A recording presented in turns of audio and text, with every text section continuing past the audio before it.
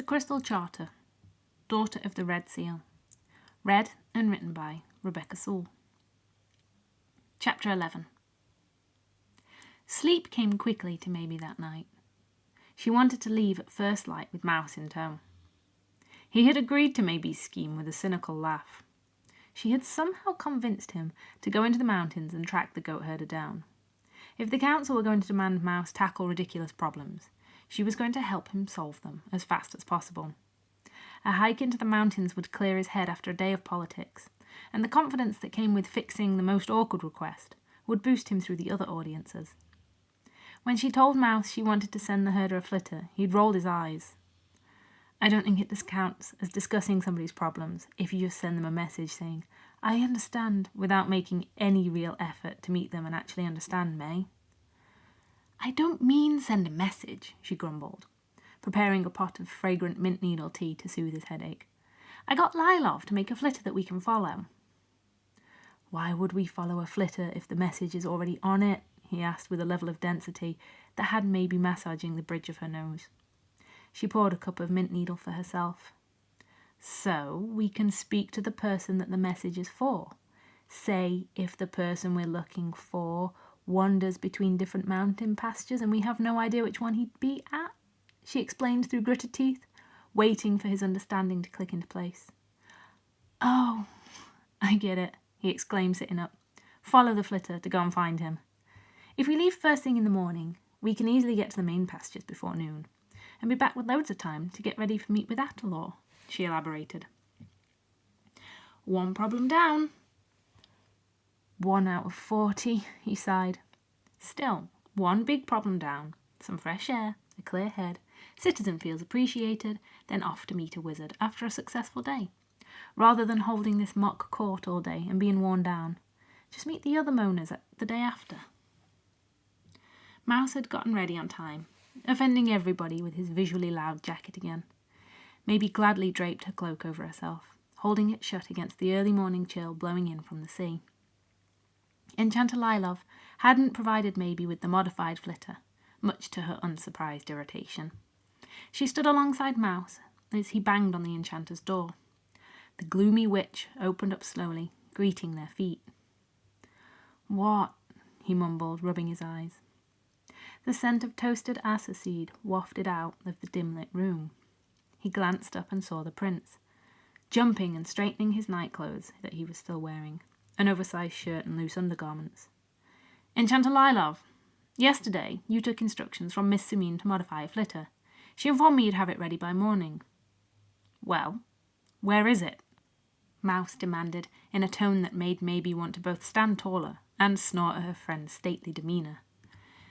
"It's here, my prince, sir, right here."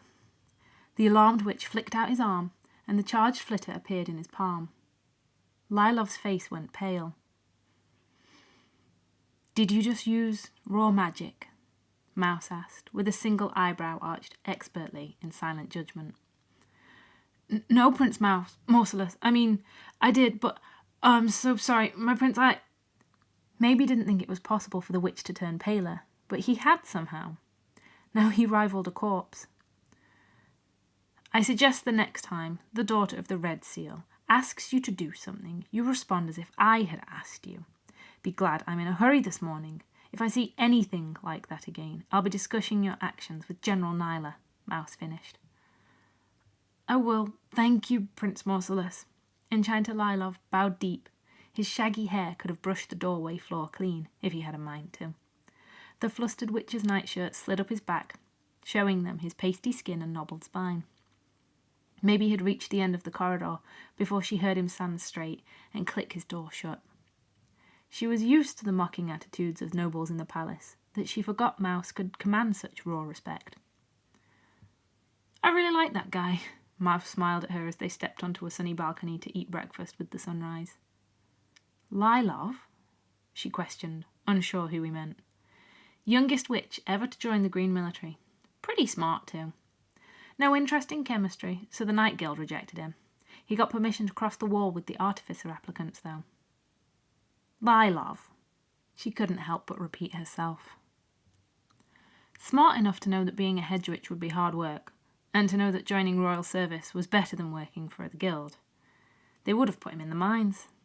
I think one day he'll find something that motivates him. That's why I requested him before he got booted out of service, Mouse said. Well, that explains a lot. Not everything, but a lot, she laughed.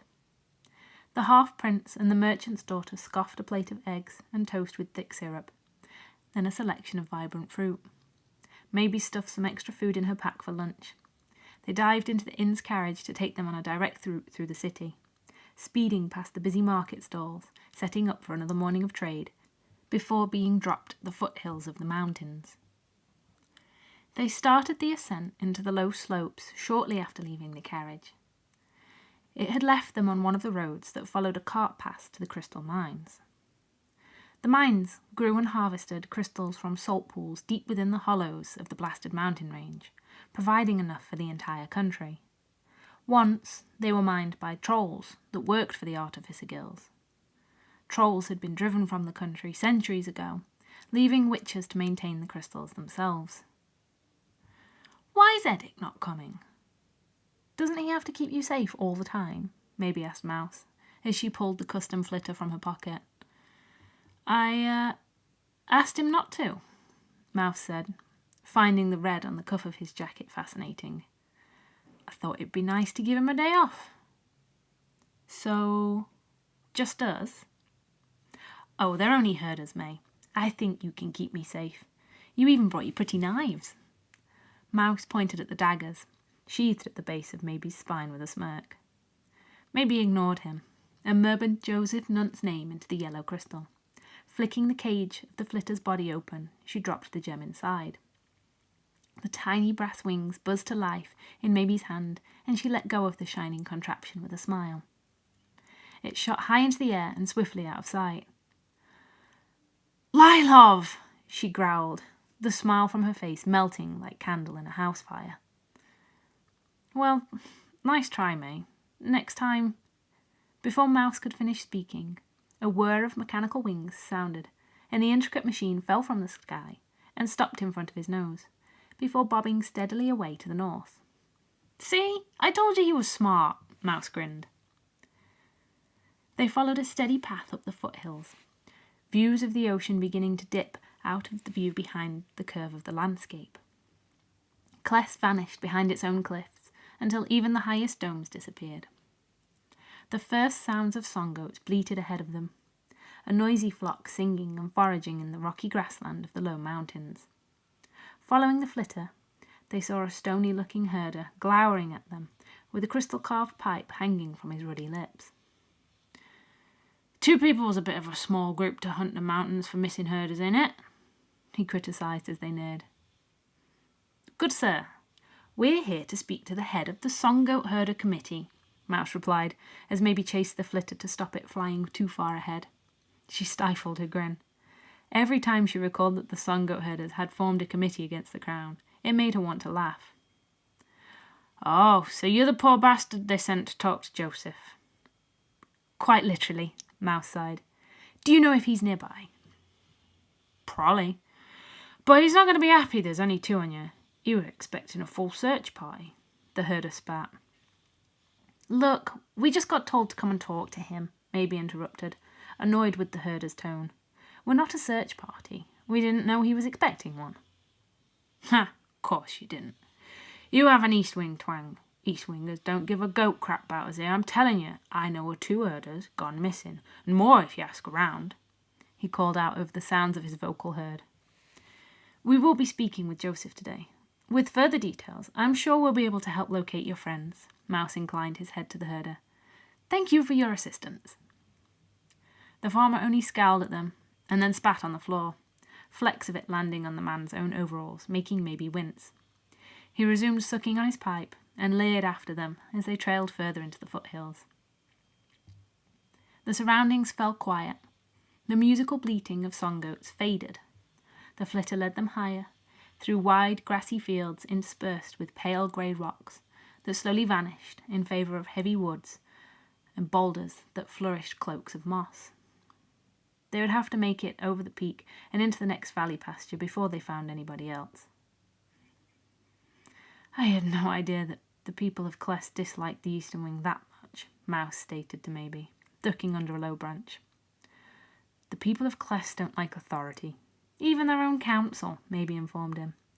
There's a lot of torn emotions between a magic-influenced council and a fully human monarchy that doesn't care for the peaceful side of its own country.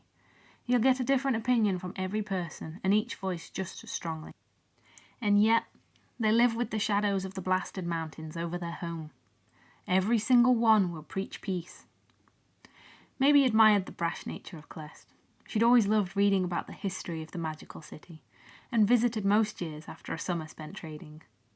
Clest was filled with independent people, proud of their ability to rile their king without facing too many consequences because of the crystal mines. Without the city's cooperation, trade would falter, and the loyalty of the military witches would be challenged. I spent so much time at Ardell Tower. I don't know if I'm guilty of ignoring the Western Wing, Mouse mused. It just seems so prosperous here. I guess that's why the king leaves the council in power. I guess, Maebe shrugged. Clest was fortunate. Even the worst houses were nicer than the tumble-down shacks of Elpis. Everyone in Clest had access to basic crystals to provide them warmth and light, to encourage crop growth on the small stretches of arable land between the city and the mountains. They could easily exist without acknowledging the rest of the country. I wouldn't worry so much.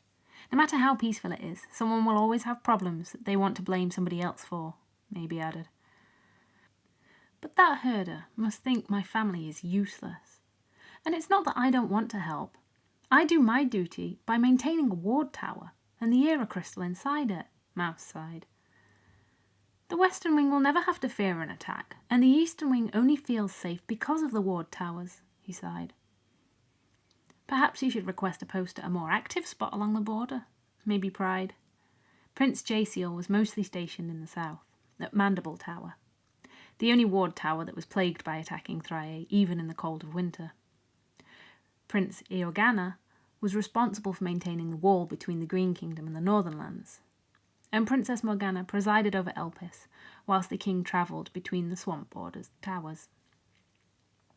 Mouse was stationed at the quietest ward tower, with no honour to be won. That's not going to happen, Mouse retorted. And there are good men at Ardell Tower. They taught me everything when my father sent me there to make a fool of me. I won't leave them to be disbanded, and I won't see the land given over to Lord Darren. No more talk about fathers, remember, Maebe offered an apologetic smile, regretting choosing such a touchy subject. The flitter bobbed ahead and hovered over the edge of a steep drop. Maebe caught it before it vanished down the edge. They both stood on the precipice of the overgrown drop with no chance of climbing down. Huh, Maebe observed, biting her lip. A whisper of disappointment ghosted around her. I guess we find a way around. Mouse exhaled. It's already midday, May. His stomach roared in answer to his unanswered question. Shall we just eat and head back? He proposed. I'm sorry, I thought it would work, Maebe growled, annoyed at her own failure. Don't worry, you can make it up for me, Mouse announced. I already ate all my food. Care to share?